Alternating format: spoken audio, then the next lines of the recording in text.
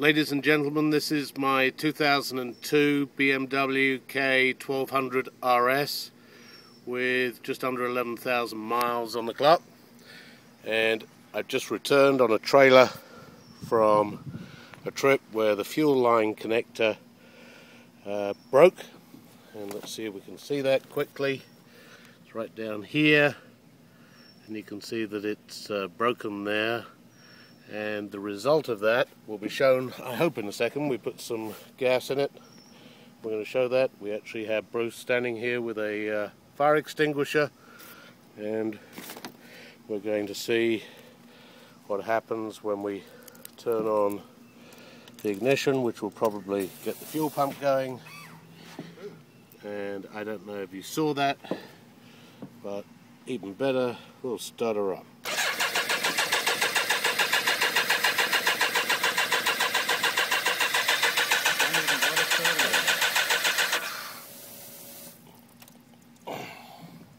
That's what happens with BMW, and yesterday my leg was completely smothered in gasoline, and basically BMW turned me into a potential human torch.